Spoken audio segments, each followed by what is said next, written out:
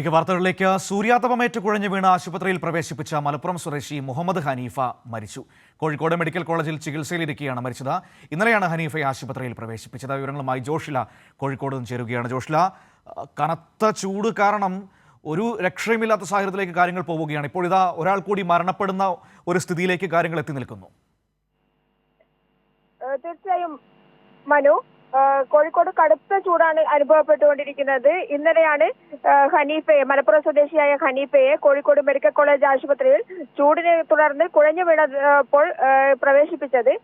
ഇന്ന് ഹനീഫ മരണപ്പെടുകയായിരുന്നു. എന്നാൽ മരണകാരണം പോസ്റ്റ്മോർട്ടത്തിലൂടെ മാത്രമേ വ്യക്തമാകൂ എന്നുള്ളതാണ്. എന്തായാലും ചൂടേറ്റ് സൂര്യാതപമേറ്റ് കുഴഞ്ഞു വീണ ആണ് അദ്ദേഹത്തെ കോഴിക്കോട് മെഡിക്കൽ കോളേജ് ആശുപത്രിയിൽ പ്രവേശിപ്പിച്ചത് എന്നുള്ളതാണ്. അദ്ദേഹം ജോലി ചെയ്യുന്നതിനിടെയോ അങ്ങനെ മറ്റാണോ ഈ കടുത്ത സൂര്യാതപം ഏൽക്കേണ്ടി വന്ന സാഹചര്യം ഉണ്ടായത്?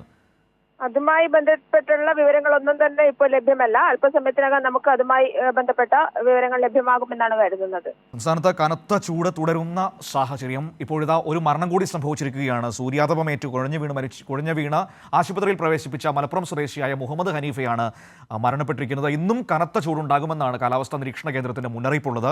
പാലക്കാടൊക്കെ 40 ഡിഗ്രിക്ക് മുകളിലേക്ക് ചൂട് പോകാനുള്ള സാധ്യതയുണ്ട് എന്നും കേൾക്കുന്നു.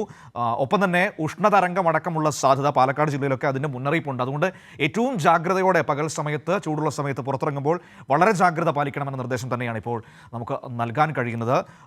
ഒരുപക്ഷെ നമ്മുടെ ചരിത്രത്തിൽ അനുഭവപ്പെടാത്ത തരത്തിലുള്ള ചൂടാണ് ഇപ്പോൾ അനുഭവപ്പെട്ടുകൊണ്ടിരിക്കുന്നത്. അതുകൊണ്ട് മുന്നറിയിപ്പുകൾ പാലിച്ച് ജാഗ്രതയോടെ മുൻകരുതലുകൾ എടുത്ത് തന്നെ വേണം പകൽ സമയത്ത് പുറത്തേക്ക് ഇറങ്ങാൻ.